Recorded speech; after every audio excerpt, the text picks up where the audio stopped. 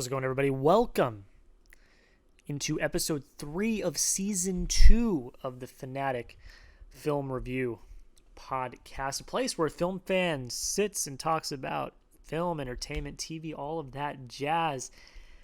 And today we are talking about the newest film starring Ana de Armas and Ben Affleck. We are talking about Deep Water.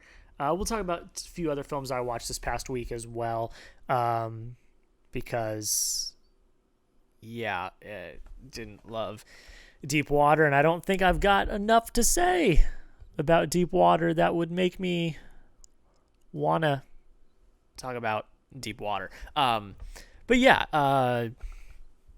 Personally, everything's going great. Had a great week. Chat Sports. We talking about NFL free agency. I produced our free agency coverage all week, which was great.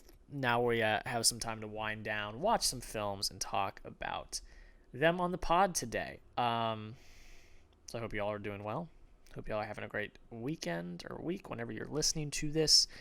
And today we are talking about Deep Water. Yeah. I did a review on my channel. You guys have seen that already if you follow my channel. And I did not love it. But yeah, let's talk about it. Deep Water. Synopsis: Vic and Melinda Van Allen are a couple in a small town of Little Wesley. Their loveless marriage is held together only by precarious arrangement whereby, in order to avoid the messiness of divorce, Melinda is allowed to take any number of lovers as long as she does not desert her family. Starring Ben Affleck and Ana de Armas. Came out on Hulu. It's not great. Hey, Jack from Another Dimension here. Didn't throw to the video review. And the reason why I'm coming in to specify that this time is because I had filmed this video review beforehand and was going to post it on this past Friday. That didn't happen. So I'm not going to post it as its own video. It's just going to be here on the podcast. So this is exclusive. Anyone that listens or watches the podcast, you're getting this exclusively. Here is my review of Deep Water. Go check it out. How's it going, guys? Welcome back into another video, and today we have another movie review. Looking forward to coming back on and talking movies with you guys today, but I hate to be the bearer of bad news. I did not like this one that we're going to be talking about today. We were talking about the newest film starring Ana de Armas and Ben Affleck, which premiered on Hulu this weekend. We're talking Deep Water. There's really not much to say. I didn't love what came out of this film, but before we get into my review, go down below in the comments. Let me know, what did you think of Deep Water? Did you like it? Did you hate it? Let me know why. It's on Hulu. Anyone can watch it. It is what it is. Let me know down below in the comments your thoughts on it. But yeah, I think without further ado, let's just kind of get into it. So there's not a lot of positives here. I did not enjoy this movie that much at all. I think from a filmmaking standpoint, it is middle of the road, so I will say that. So, I'm not going to give it, a 30. I think from, the filmmaking standpoint, it's okay. I think it's pretty good. I don't think it's pushing the boundaries. I think it's middle of the road. I think the cinematography is nice. I think there was some nice shots. Production design was pretty cool. It's kind of as far as that goes. It was okay. I think the performances from Ben Affleck and Ana de Armas individually are fine. I thought that especially Ana de Armas actually gave a pretty good performance, I would say. But I'll get into their chemistry later on in the video. The directing was fine. It was kind of middle of the road. Wasn't pushing the boundaries of filmmaking at all, but wasn't bad. I think the places where this film really lacks are really heavily it's the writing, and then it's like the chemistry of our two lead performances, but I'll get more in depth in a second. But overall, positives, I think technical was fine, kind of run-of-the-mill, middle of the road. Like some of the cinematography, the direction was okay as well. That kind of is what it is, and let's get into the negatives. I think one of the biggest problems I have with this film is that it lacks true identity. And I think this is something a lot of people... I haven't read a lot of reviews because I wanted to kind of go in, without knowing anything with spoilers. But I think what a lot of people will kind of agree with is that this film really does lack identity. It is kind of advertised as this kind of erotic thriller, kind of hot, steamy type movie. While there are moments of that, it's not really anything erotic about it. There really isn't anything thrilling about the film. It's completely misadvertised, and I think that's what they were going for, and I get it, I understand it, but it wasn't executed properly. There is a clear lack of execution here when it comes to the screenplay and like what they wanted to achieve from the screenplay and from the film itself. There's a clear lack of identity and very poor execution in the screenwriting. The third act of this film tries to completely 180 what the first two acts were and do a lot of really bold things, and while you may be able to feel tension here or there, it never sticks. It never pushes the boundaries of tension or emotion, and it was pretty predictable and unmotivated, and in the end just kind of sour. I mean, a lot of people, from what I've seen, the third act is their least favorite part, and the part that was very jarring, and I would tend to agree. It does not wrap the film up in a nice bow at all. We kind of just over, and there are more questions than answers kind of in the end too. The way that the film kind of leaves off, there's a lot more questions than there are answers, and did not feel any satisfaction in how the film ended. And above that, it's boring. Like, the movie has a runtime of less than 2 hours, so it should go by pretty quickly. It felt like a 3-4 hour film. The Batman went by quicker for me than this film. And the Batman's like a 3-hour movie. Like, this film dragged. And it dragged and it dragged and it dragged because the first two acts, like, nothing is happening at all. It's a boring film. The execution is poor. The pacing is not good. It is a very slow, boring, poorly paced film. That is what it is in the end. And maybe it's because I watched it late at night, after getting home from a long day of work, or maybe it's just because it was executed extremely poorly. I tend to think it is the second, where it is executed poorly. I just was very turned off by how boring the film really was. It was a boring movie, and I hate to say that, but it was.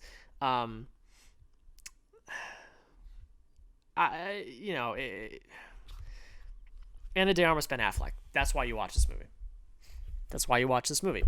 And I get in, and apparently this movie was filmed when they were in a relationship. So, like, you want to see that. You want to see the chemistry. You want to see the erotic nature and all of this. And it wasn't there. There was no chemistry between, it was not good. I think the performances on their own are pretty good. Like, again, I think Ana de Armas actually has a pretty good performance in this film. But as a pair, which that's what this is supposed to be. It's supposed to be like an ebb and flow of these two kind of going off of each other and going back and forth, and the tension that's built from that. And it's not there. And yes, some of that is the screenplay and the writing, but some of that is also the chemistry of the characters, of our actors, and it wasn't there. It wasn't believable. I was not on board with it. Didn't like it. I didn't buy it. And in a film like this, if you want to have the emotional value, you want to be invested in that's how tension is built with the investment, you need to believe it. You need to have something to get invested into. And I was never invested in their relationship, in the other relationships. I was never invested in any of that. So therefore, there is no tension in the third act when they're trying to build that tension, because I was completely out of the film because I had no emotional investment. That is where the film fails. And in the end, left a sour taste in my mouth. I didn't know what to expect going in. I saw the negative reviews. I wasn't going to let those sway me. I was going to say, all right, let's go. Let's see for ourselves. In the end, it's a middle of the road flick. It's got some good, good technical aspects to it.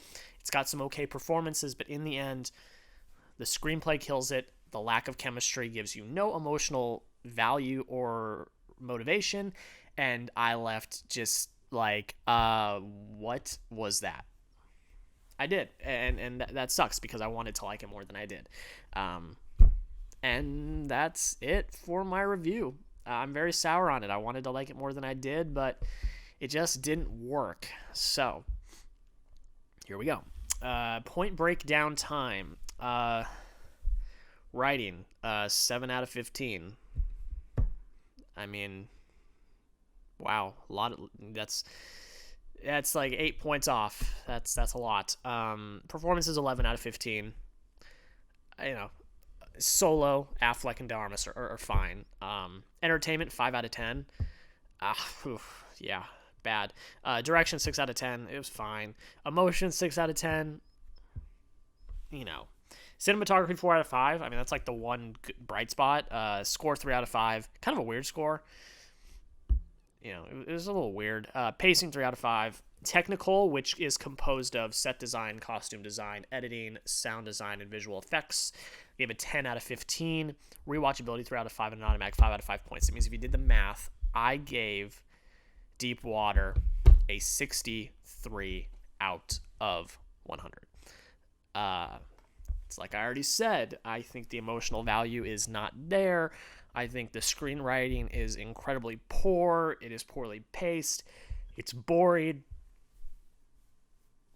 I'm yawning thinking about it. But in the end, it's just misadvertised, not great.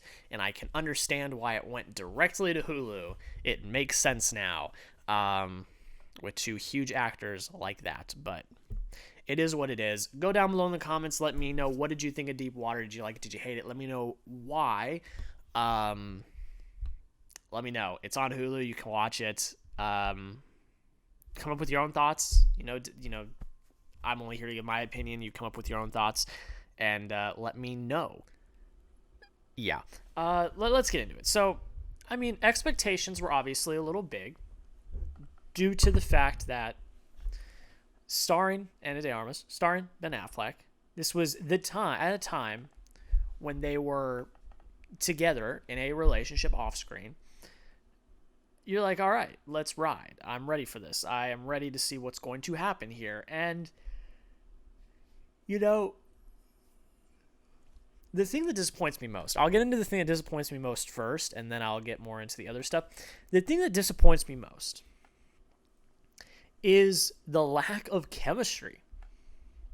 I think that's the most disappointing thing about this film. It's the lack of chemistry.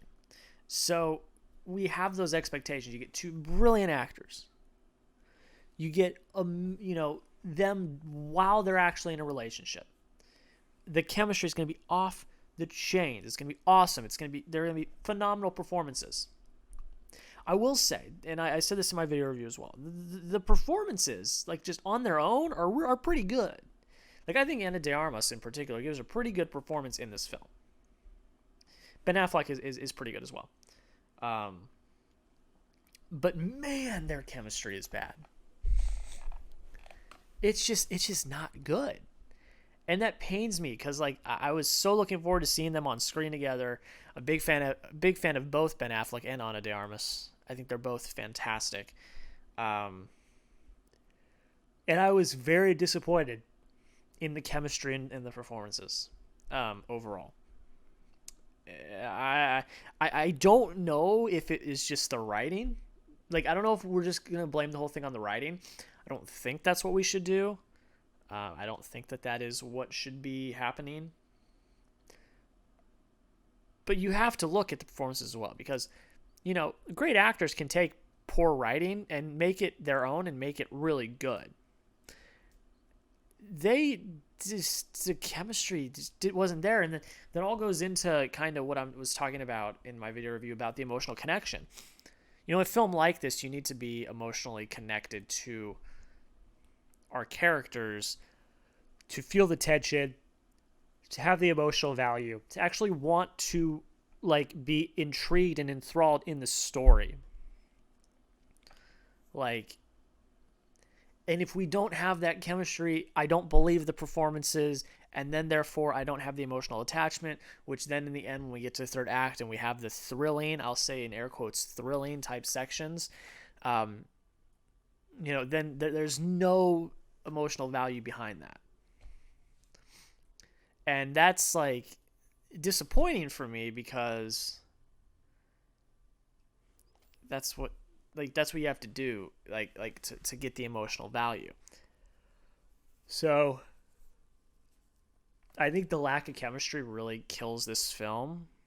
That's kind of point A of what I don't like, is that lack of chemistry. And that, again, like I said, is the most disappointing part about the film, is that lack of chemistry, because you got, absolutely two brilliant actors who were together at the time, and you think the chemistry is going to be on point, and then it's not, and then you're disappointed, and you're like, what happened?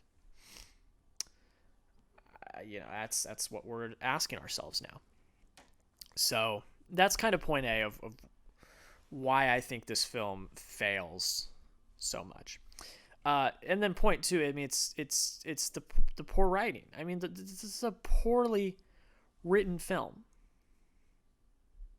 I don't know what else to really say on that front. I think that this is an incredibly poorly written film from the perspective of, not only do our actors not have emotional, not have emotional stake in the game, which is obvious. Not only is that a thing, but they're not given anything to work with. So, yes, the actors, not great performances, but they also weren't given anything to work with. So it's why is there any reason for me to care? This film is incredibly poorly written in that aspect. And then on top of that, I will say even further, what identity do you want to have? This film has an incredibly large identity crisis. It's very misadvertised. I think it was advertised in the way it wanted to be seen, but in the end, that's not how this movie is seen. It wants to be like this sexy, erotic thriller type film, but it's not. It's neither thrilling, nor sexy, nor erotic. It's got those types of scenes, but you don't buy them. They don't do anything for the story. They were trying to be like 50 Shades of Grey. Now, I haven't seen 50 Shades of Grey, so I can't really give an opinion on that, but that's kind of the vibe I get from it, is it's trying to be like 50 Shades of Grey, but more high quality, and it's not. There's nothing sexy about this film. There's nothing thrilling about this film. And that falls on the writing. The fact that there's no emotional value, no emotional want or need here. I don't know. I'm incredibly disappointed by this film. And then the third act, I think with the writing, the third act is very puzzling to me, because we take a complete 180, and this is spoiler. We're in spoiler territory, but that's what this podcast is. We take a complete 180 here, and we go from this kind of melodramatic kind of drama with a few little thriller aspects, but not really sure, to full on thriller. And it didn't work for me. It just didn't work for me.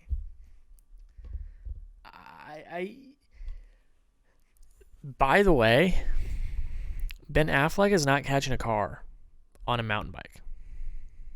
It's not happening. What was that? We're going to do a chase scene in the third act. A guy's going to be in a car, and Ben Affleck is going to be on a mountain bike. What? What are we doing? Why? Why are we doing this? What is the point of this? What are we doing? What are we doing?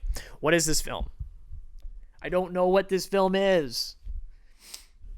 Like, what are we doing? I just don't get it. I don't understand. I don't know why. What is this? He gets away with it. Okay, cool. And then I'll also add, we leave this movie with more questions than answers. Did anyone leave this? Did anyone leave this film? Did anyone leave this film with more answers? Like, did you leave satisfied with answers? Like go down in the comments if you're watching on YouTube, or tweet me if you're listening podcast version. Let me know. I legitimately want to know, did you leave this film with more answers than questions? What, so Ana de Armas is in on it now, or are they actually in love with each other now? I'm not, I don't know. Someone explain it to me. Is she in love with him now? And are they going to just be a big happy family together? Or is this all just going to continue and Ben Affleck's going to continue to murder people? Where do we stand? I don't know.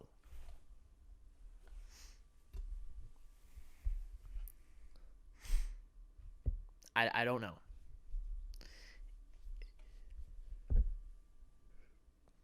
It boggles my mind. It boggles my mind how poorly written this film is. It's bad. And it's boring too.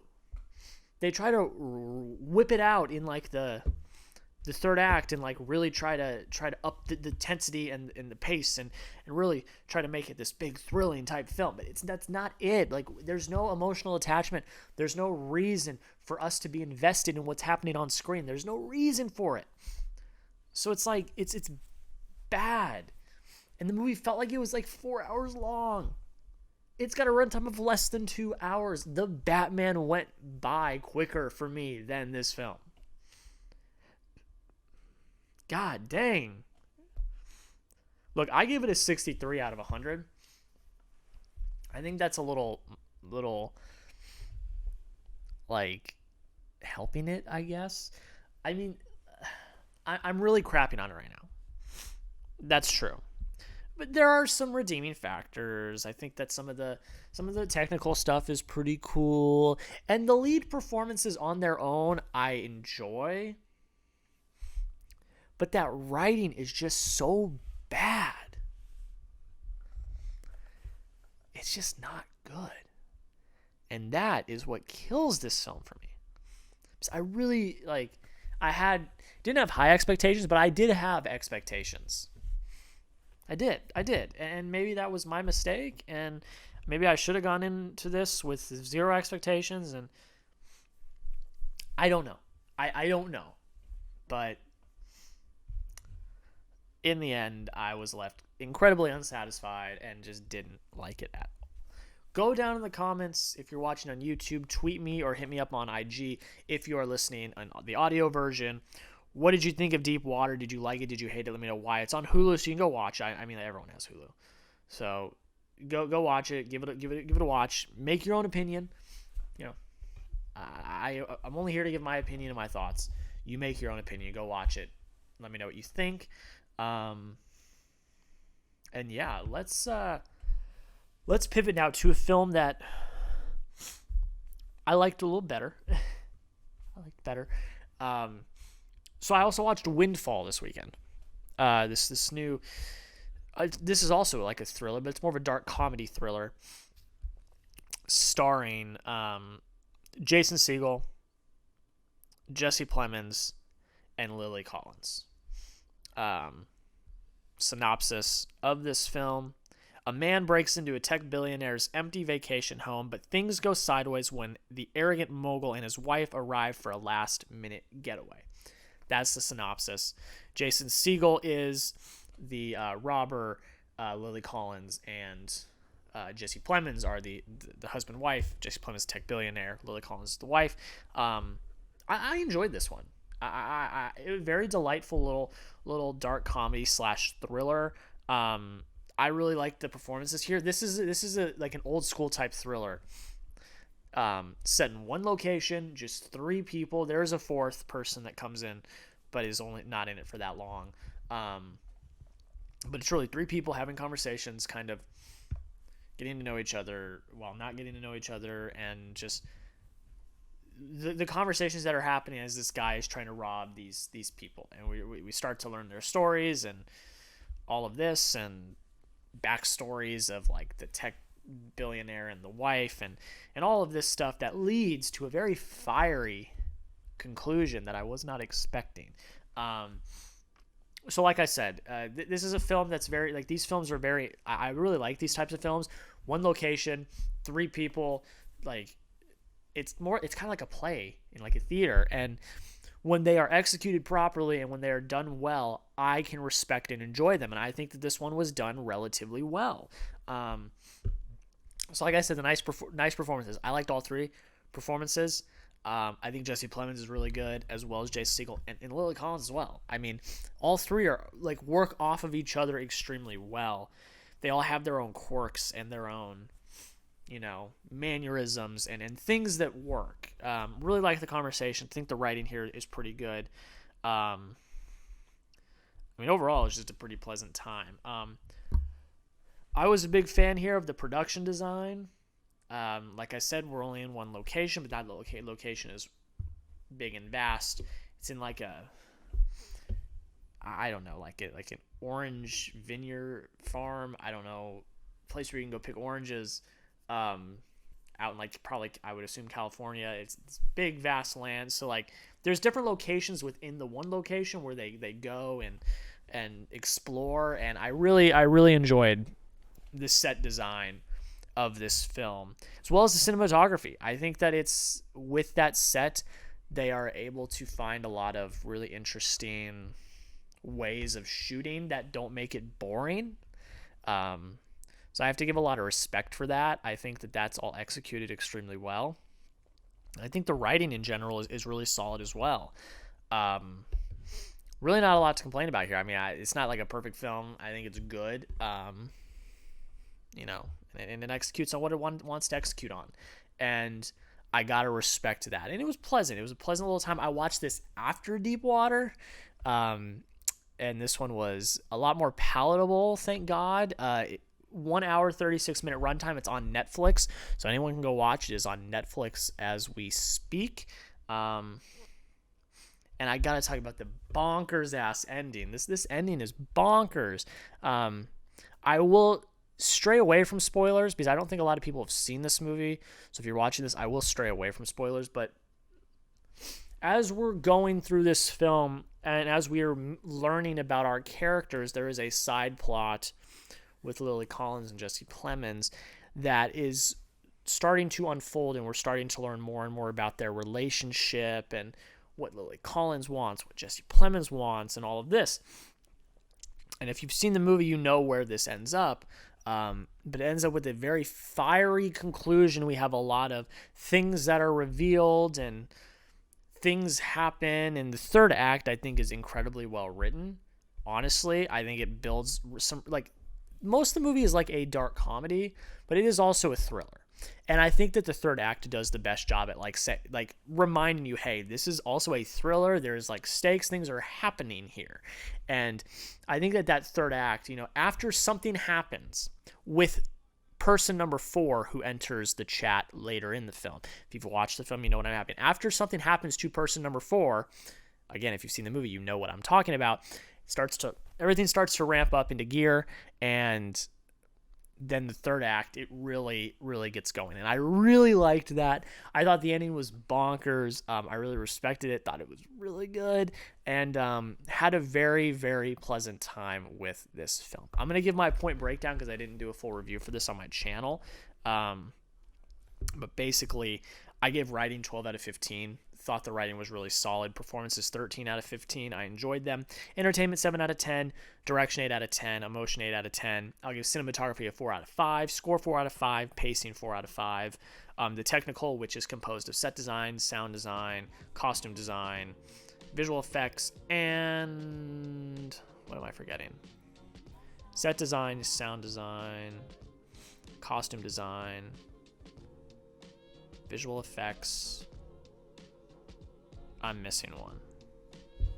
Set design, sound design. Guys, sorry, we're doing it live. Set design, sound design, costume design, visual effects, and editing. I gave 12 out of 15. I gave it a rewatchability of 4 out of 5, and I gave it an automatic 5 out of 5 points. Which means if you did the math, I gave Windfall an 81 out of 100. It's very pleasant. It was a pleasant surprise. I enjoyed it. Go check it out. It is on Netflix as we speak. If you've seen it and you're watching on YouTube, go down in the comments. Let me know what you thought. Did you like it? Did you hate it? Let me know why. If you're listening on podcast version, hit me up on social media. Instagram, IG, Instagram, Twitter. I said Instagram and IG. Instagram and Twitter. Let me know what your thoughts are on this film. Really love to hear from you guys. But guys, that's pretty much it. Not really a lot going on in the world. The Oscars are next week from the time I'm recording this. Let me know if you want me to do an Oscars prediction podcast. I'm going to do Oscar predictions on my channel, but like, let me know if you want me to do like a prediction podcast. Like, let me know. Which by the way, I need to watch Drive My Car this weekend, so I watch all the Best Picture nominees. That's the last one I need to watch. That needs to happen this weekend. But let me know. I'd love to hear from you. I want to thank you all so much for listening. This does mean the absolute world, listening to the podcast and all of that. I really do enjoy making these for you guys. Rate, review, subscribe if you're listening on podcasts. If you're listening on Apple Podcasts, please leave a written review. That helps push out the podcast to other people. If you're on YouTube and you have not already subscribed, please consider subscribing. It really does mean the absolute world. That's pretty much it, guys. It's Oscars week. We're going to have more Oscar content coming this week. Look, I really appreciate you guys. I do. I appreciate you watching. I appreciate you listening, subscribing, rating, reviewing. All of that means the absolute world. Thank you all so much. Have a rest of your day, and we'll see you in the next episode.